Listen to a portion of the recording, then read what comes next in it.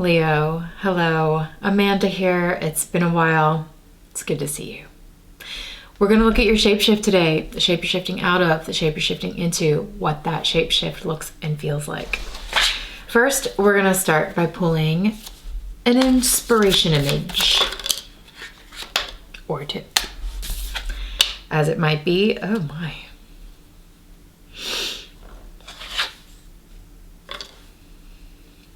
Okay, so there's something you are having trouble seeing, or something that maybe you don't want to see.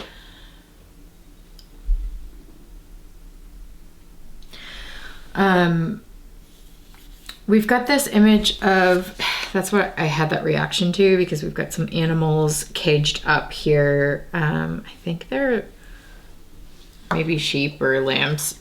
But honestly, it's a little hard to tell. It sort of feels like this ambiguous, whatever it is, it's got some metal around its neck that it's being led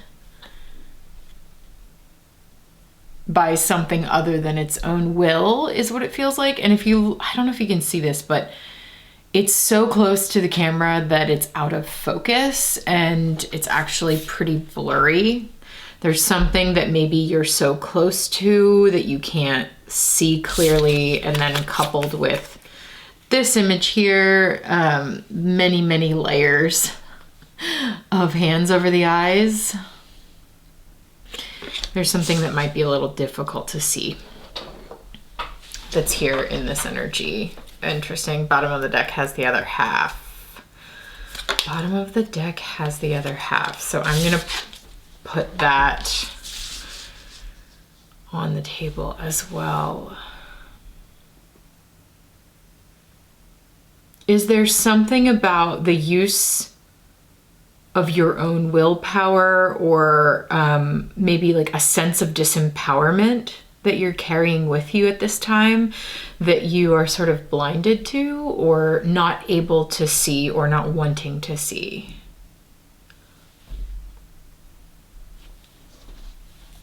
Where in your life at this moment do you feel disempowered, or powerless, or helpless? Like, think, we're gonna look at your shapeshift and get deeper into this, but like, it's bringing up questions for me, such as, like, think about times when you say, like, oh, well, I can't help that, or that's just what it is, or there's nothing okay, think about the times you say, there's nothing I can do about that. Because I think this reading might be calling that into question. There's nothing I can do about that. That may be, but maybe not. All right, let's look at your shapeshift. The shape you're shifting out of, the shape you're shifting into, and what that looks and feels like for Leo. Leo? It's like we never left. Picking right up where, wow. Okay. Picking right up where we left off, my friend.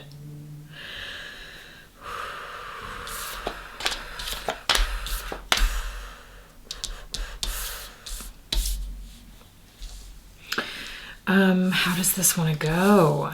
Yeah. Okay, your shapeshift looks like this, first of all. It says silence and open. This is your shapeshift for this time. From this sort of blank, if you are able to clear some blank, empty space, maybe this is talking about like alone space,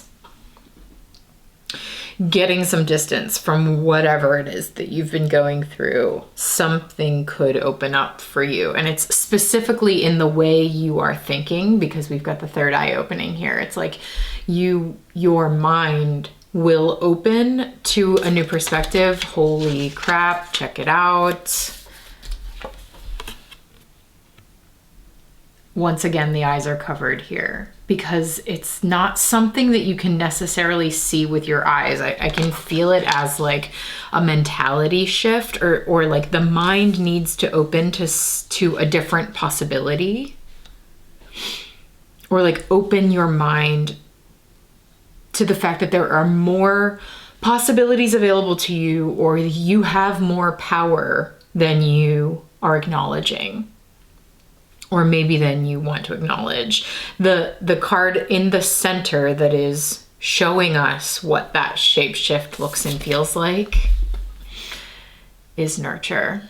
And this is why I laughed, because those of you who've been following these shift readings for some time, the Leo readings are always talking about nurturance, and they have for the last like 3 years been talking about this theme of true nurturance in your life and what it means to nurture yourself and be actually nurtured by others. This theme calls into question the ways that you do or do not take care of yourself. And it also asks you to acknowledge certain things in your life that are not taking care of you and that are not actually nurturing you, but rather might be anything that disempowers you is not nurturing.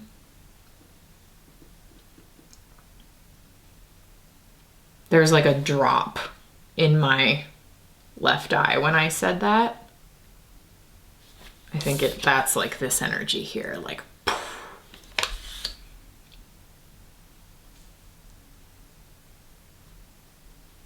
anything that disempowers you, anyone that disempowers you is not nurturing. That includes the ways that you might be disempowering yourself. That is not taking care of yourself. That is not nurturance. And what's interesting about that, nurturing being shown as growing plants, it's speaking to me that nothing can grow from that. If you are in a disempowered place or a space of feeling like you have no power over your circumstances, or that there's nothing you can do to change the situation that you are in, not much can grow from that. Growth can come from one small step of care at a time.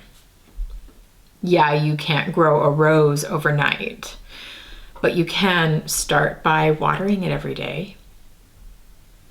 You can start by making sure its roots are in soil that can actually hold it. You can start by making sure it's getting enough sunshine, enough breeze, enough fresh air, and happy little pollinating visitors.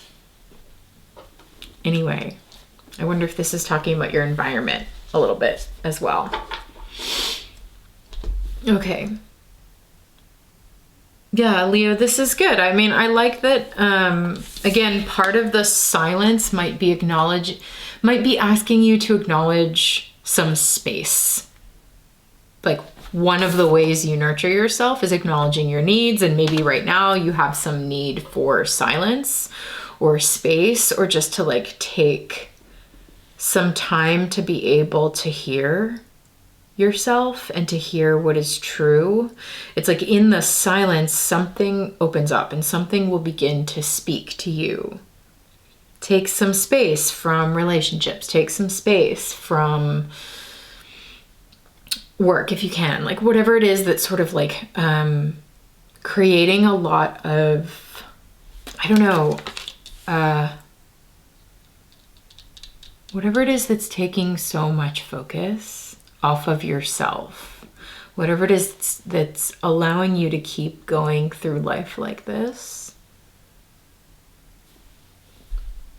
Oh, it's kind of funny because when I just did that, I realized that that space behind my eyes is this dark space. It's like there's something for you to see in the space behind your eyes. Cool.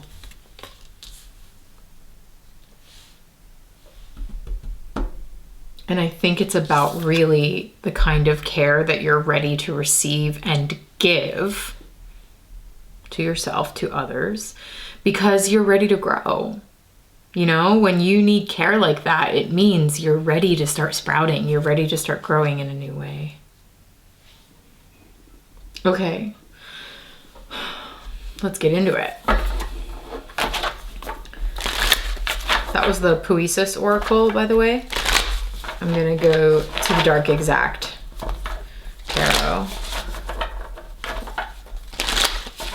All of these lovely deck collaborators will be listed below. Okay, let's start, Leo, by looking at silence. Yeah, because I think in part the silence is showing us what you are unable to see. If you've enjoyed the first part of this reading, I invite you to explore the whole thing with me for a season over at the Shifting Space. This spring, 2022, I'm testing out this new space devoted to experiencing the shifts more viscerally in connection with other people for the course of an entire season. I'm inviting no more than 30 folks to join this cohort of original founding members of the Shifting Space. This is a chance for me and you to shape the kind of virtual space we want to be a part of for months and years to come. We'll experiment with bi-monthly movement meetups to feel how our bodies are shifting, a community chat space where we can dish on the shifts, and a podcast where we'll connect the dots of all the revelations we're having throughout the season. If this sounds like what you're into, join me at this early stage of the Shifting Space. It'll never be more affordable than it is right now. And as a reward for your input at these early days of the space, you'll keep your original member rate for life. So, come see what it's all about and watch the rest of your reading at unseenhandstarot.com.